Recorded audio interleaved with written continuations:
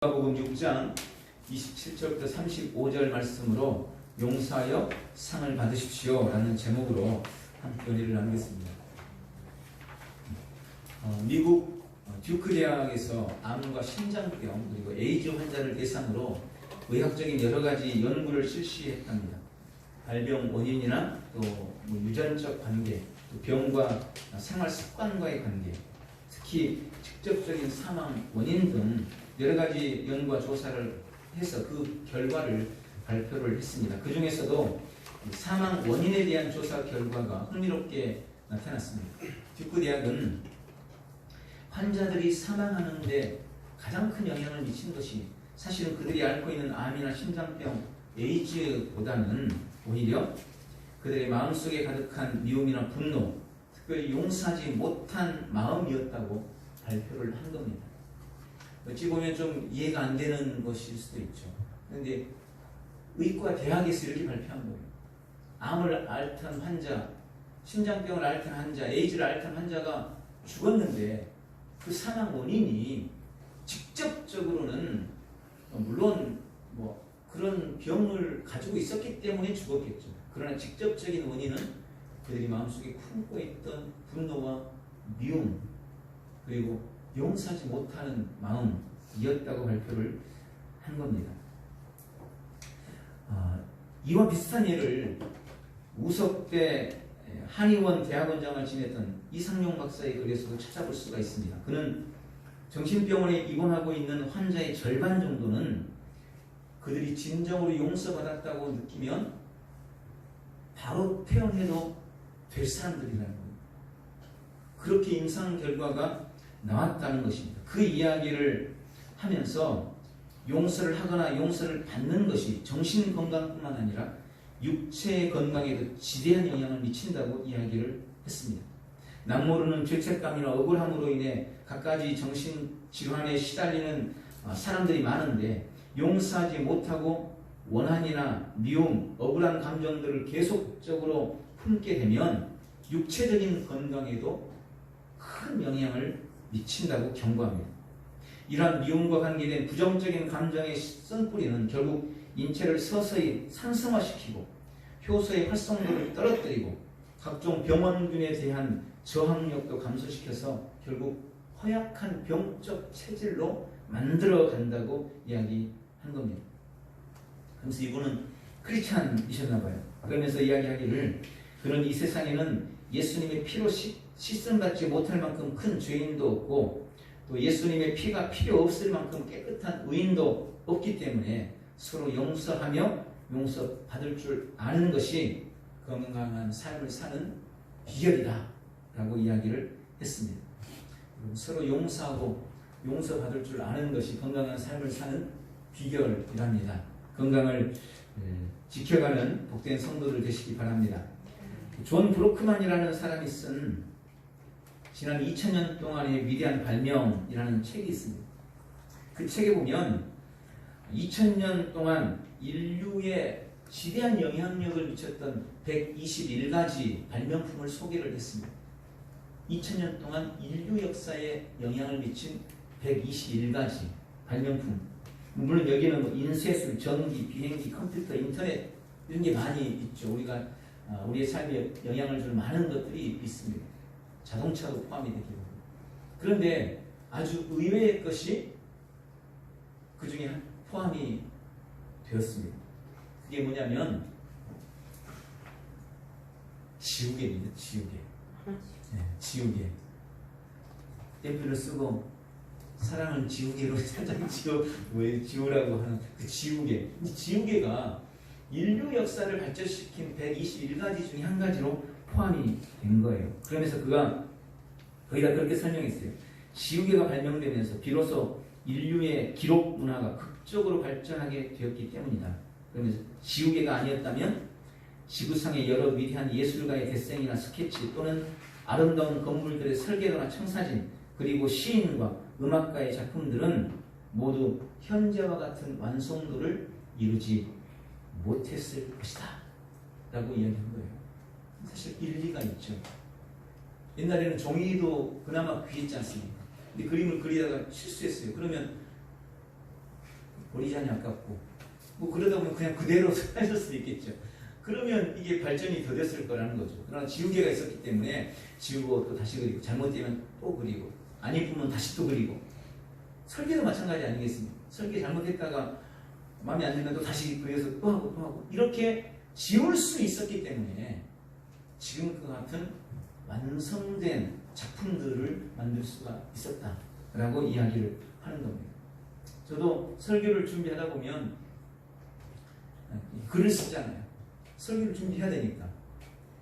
근데 요즘에 물론 이제 컴퓨터가 있으니까 컴퓨터를 했다가 딜레이트 쭉 해가 다시 지우고 쓰고 이러면 되지만 예전에는 다 손으로 썼어요.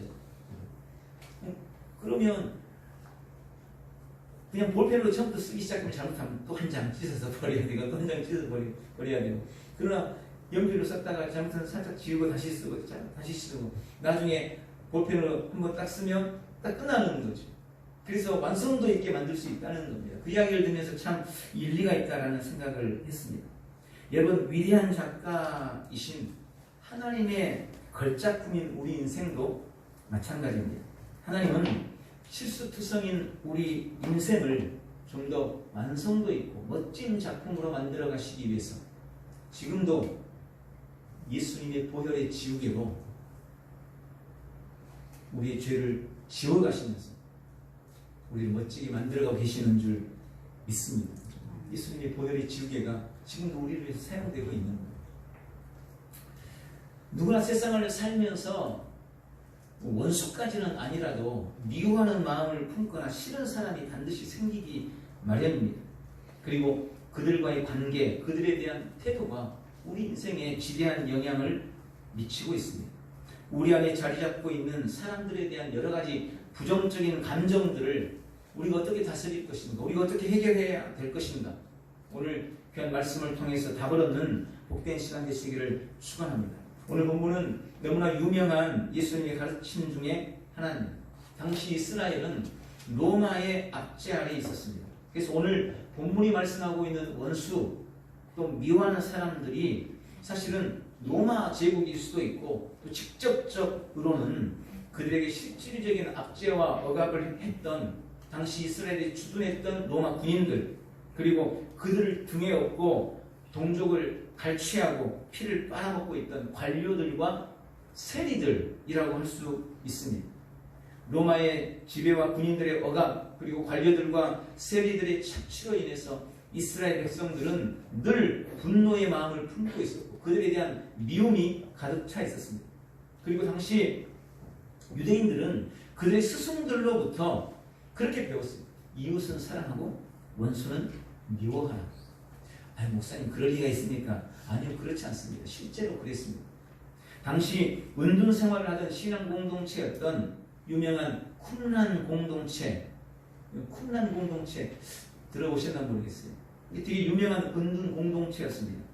그들의 규칙에도 공동체 내의 사람들은 사랑하고 외부의 사람은 미워하는 규칙이 있을 정도였다고 합니다. 그러니 그 당시 사람들의 미움과 분노가 얼마나 컸을지 우리가 짐작해 볼 수가 있는 것입니다. 근데 그런 상황 속에서 예수님은 그동안 그들이 들어왔던 교훈과는 완전히 다른 말씀을 하셨습니다. 원수들은 미워하고 이웃은 사랑하라고 가르쳤는데 오히려 예수님은 원수들을 미움과 복수의 대상으로 보지 말고 그들의 사랑과 용서의 대상, 축복의 대상으로 보라고 말씀하고 계셨던 것입니다. 이 말씀을 듣고 그들은 큰 충격을 받았을 것입니다. 원수를 미워하라는 율법의 말씀을 평생 듣고 그 교훈대로 살아왔는데 그 원수를 사랑하라고 그들을 용서하고 그들을 축복하라고 하는 이 말씀이 그들에게 쉽게 들려지지는 않았을 것입니다. 그럼에도 불구하고 예수님은 그들이 품고 있는 미움이 결코 그들의 인생의 어떤 문제도 해결할 수 없다는 것을 아셨습니다. 오히려 그들을 용서하고 축복하는 것이 문제의 해결책이며 승리의 비결이라고 오늘 본문을 통해서 분명히 말씀하고 계시는 것입니다. 오늘 주님은 오늘 말씀을 통해서 우리에게 그렇게 약속하십니다. 미운 사람을 선대할 때 큰 상을 받게 될 것이다. 여러분 미운 사람을 선대할 때 큰 상을 받게 될 것이라고 오늘 본문이 우리에게 약속하고 계십니다. 하나님은 우리의 원수나 미운 사람을 대하는 우리의 태도를 통해 예비하신 은혜와 복을 주시는 하나님이심을 믿으시기 바랍니다. 물론 주님의 말씀대로 원수를 사랑하고 축복하는 것은 정말 어려운 일입니다. 그러나 그것이 힘들고 어렵기 때문에 어쩌면 그 말씀에 순종하는 사람에게 주님께서 큰 은혜를 예비하셨는지도 모르겠습니다. 성경은 원수와 미워하는 사람들에 대한 복수법을 말씀하세요. 두 가지로 기록되어 있습니다. 그 중에 첫 번째는 동형 복수법이라고 합니다. 이것은 일명 모세의 복수법입니다. 구약의 복수법이죠. 출애굽기 21장 23절 25절부터 보면 눈에는 눈으로 이에는 이로 갚으라 라고 말씀하십니다. 받은 대로 돌려줘라. 이게 동형 복수법이에요. 이게 당시의 율법이었어요. 이게 삶의 어떤 규칙이었어요. 이게 내가 받은 만큼 돌려주는 거. 그리고 또 하나의 복수법이 있습니다. 예수님의 복수법이죠. 마태복음 5장 39절부터의 말씀에도 그렇게 말씀합니다. 원수와 핍박자를 축복하는 것. 오늘 본문에도 본문 전에도 그렇게 말씀합니다. 눈에는 눈으로 이에는 이로 갚으라고 하였으나 나는 너희에게 이르노니 나는 너희에게 이르노니 너희 원수를 축복하고 너희를 저주하는 자를 위해서 너희를 모욕하는 자를 위해서 기도하라. 이게 우리 예수님의 사랑과 용서와 사랑의 복수법인 것입니다. 주님은 로마서 12장 19절을 통해서 너희가 친히 원수를 갚지 말고 하나님의 진노에 맡기라. 원수 갚는 것이 내게 있으니 내가 갚으리라. 여러분, 우리에게는요 우리의 원수를 갚을 권한이 주어져 있지 않습니다. 적어도 성도에게는 그렇습니다. 하나님은 내가 원수 갚는 것을 싫어하세요. 원수는 내가 갚아줄 테니 너는 원수 갚지 마 라고 우리에게 오히려 말씀하고 계십니다. 오히려 원수에 대한 우리의 태도는 사랑이어야 하고 그들을 선대해야 된다. 선하게 대해야 된다 라고 말씀하시는 겁니다. 용서라는 것은 용서받는 자에게 자유를 줍니다. 내가 누구한테 죄를 지었어요. 근데 그 사람이 날 용서해 준대요. 그럼 그때부터 내 마음속에 자유가 생기는 거죠. 아, 이제 난 큰 짐을 하나 덜었어. 이게 용서라는 겁니다. 그래서 우리가 누군가로부터 용서받는 것이 참 좋은 일이죠. 그런데 사실은 용서받는 자에게 자유를 주는 것에 앞서서 용서라는 것은 용서하는 사람에게 그야말로 기쁨과 참 자유를 주는 것입니다. 내가 마음에 원한을 품고 내가 언젠가 저 사람한테 복수를 하고 말 거야. 이런 마음을 계속해서 품고 있으면 참 자유를 누릴 수가 없습니다. 그런 마음이 어떻게 기쁨이 있을 수 있겠습니까? 그런데 내가 어느 순간 그 사람을 용서해버리기로 결단하고 그를 용서하는 바로 그 순간부터 우리는 참 자유와 참 기쁨을 누릴 수가 있는 것입니다. 용서는 상처받는 마음을 어루만지고 찢어진 가슴을 꿰매어줍니다. 용서는 분열되고 나눠진 공동체를 하나 되게 하고 끊어진 관계를 회복시키는 능력입니다. 본문 6장 27절에 그렇게 말씀합니다. 너희 원수를 사랑하며 너희를 미워하는 자를 선대하며 너희를 저주하는 자를 위하여 축복하며 너희를 모욕하는 자를 위하여 기도하라. 이것이 주님이 요구하는 원수에 대한 성도의 태도고 이러한 원수에 대한 우리의 태도, 이 용서와 사랑을 통해 하나님은 우리의 삶에 큰 상을 주실 것이라고 약속하고 계십니다. 오늘 이 말씀을 통해서 주님이 약속하신 큰 상을 우리의 삶에 누려나가는 복된 성도들이 되시기를 예수님의 이름으로 축원합니다. 그러므로 우리는 우리 마음속에서 미워하는 마음과 또 우리 입에서 악한 말을 버리시기를 바랍니다. 미국에서 실제 있었던 사건입니다. 애지중지 키우던 어린 아들이 오늘 자전거를 타고 놀고 있는데 뺑소니 운전자에 의해서 그만 목숨을 잃고 만 거예요. 뺑소니 차가 아이를 치고 도망쳐 버렸어요. 그리고 그 아이는 그 자리에서 즉사하고 말았습니다. 이 일로 인해서 그 부모가 얼마나 큰 고통을 겪었습니까? 그런데 뺑소니를 당한 거예요. 범인도 잡지 못한 거예요. 그것 때문에 가슴을 쳤는데 다행히 이 뺑소니 운전자가 붙잡히게 된 거예요. 그러나 그는 감옥에 오래 있지 않았습니다. 물론 여러 가지 이유가 있었겠죠. 재판에서 이 뺑소니 운전자가 오래 있지도 않았고 보석으로 풀려난다는 거예요. 그래서 이 아버지가 그 일로 인해서 너무 화가 나니까 권총을 준비해서 그 사람이 보석으로 풀려나는 날 감옥 앞에서 기다리고 있다가 그를 죽이려고 권총을 쐈습니다. 근데 다행인지 불행인지 그 사람이 죽지 않았어요. 중상을 입고 쓰러졌습니다.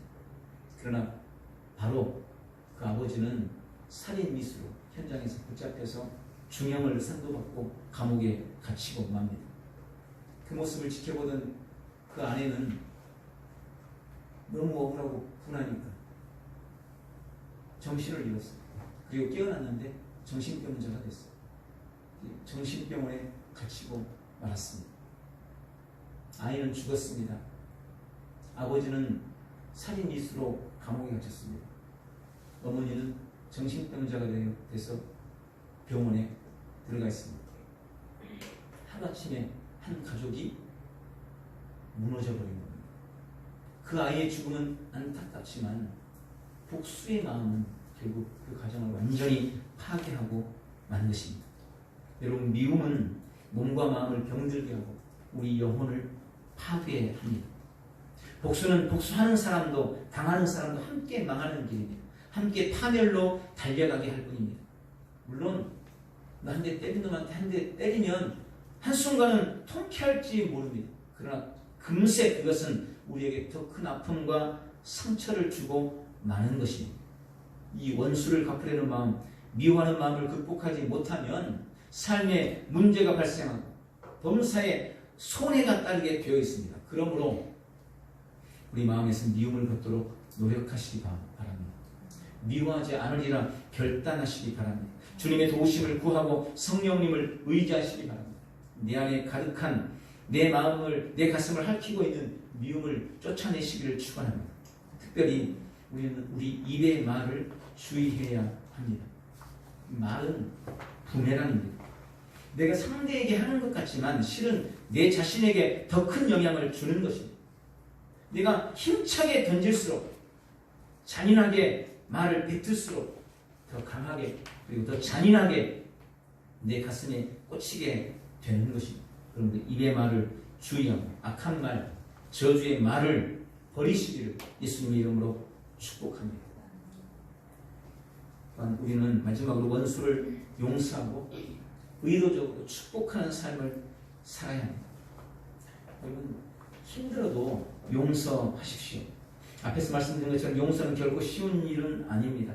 그래서 사실은 이런 말씀이 들려질 때마다 그런 생각이 들죠. 아니, 잘못은 그놈이 했는데 내가 왜? 잘못은 그 사람이 했는데 내가 왜? 이런 생각이 듭니다. 그리고 하나님께도 자꾸 따져 묻고 싶죠. 왜 이 시경까지 이렇게 만드셨냐고. 하나님, 살아계신 어떻게 이럴 수가 있느냐. 그렇게 묻고 싶습니다. 너무나 억울합니다. 저도 마찬가지고 누구라도 아마 예외가 아닐 것입니다. 그러나 힘들어도 그렇게 해야 할, 용서해야 할 명백한 이유가 있습니다. 주님이 그러라고 하시기 때문입니다. 그것이 성도를 향한, 우리를 향한 주님의 뜻이기 때문입니다. 그리고 실은 그렇게 용서하는 것이 내가 사는 길이고 문제가 해결되는 길이기 때문에 그렇습니다. 여러분, 용서는 그 사람을 위해 사는 게 아니에요. 나를 위해 사는 겁니다. 근데 우리는 자꾸 착각해요. 용서는 그 사람만 좋은 거라고. 내가 왜 그 사람 좋게 내가 용서하냐고. 내가 반드시 복수해야지. 그래서 용서는 그를 위해서 하는 것이 아닙니다. 용서는 나 자신을 위해서 하는 것입니다. 어느 교회 권사님이 계셨어요. 이 권사님은 어느 고등학교, 여자 고등학교의 교장 선생님이셨습니다. 근데 이분이 심한 관절염으로 밤잠을 못 자고 몸을 잘 움직이기가 힘들어진 거예요. 관절염이 계속되고 약도 먹어보고 병원도 다녀봤지만은 이게 도저히 진척이 나아질 기미가 안 보이는 것입니다. 어느 날 목사님이 그 가정으로 신방을 갔습니다. 이런저런 이야기를 하다가 목사님이 그 권사님한테 물었습니다. 혹시 권사님 마음속에 원한을 품고 있는 것이 있습니까? 혹시 미워하는 사람이 있습니까? 라고 물었습니다. 그러자 이 권사님이 당황을 해가지고는 한동안 말이 없었습니다. 몇 번 더 다그쳐 묻는 목사님에게 이 권사님이 입을 열었습니다. 제가 남편을 너무 미워합니다. 얼마나 밉습니까? 저는 죽이고 싶도록 밉습니다. 근데 권사님 이혼하셨잖아요. 네, 10년 전에 이혼했습니다. 아니 근데 왜 10년 전에 이혼한 남편을 아직도 미워합니까?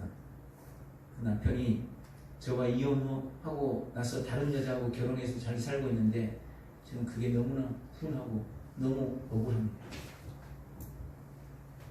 그때 목사님 얘기했습니다. 권사님 빨리 용서하고 이혼하십시오.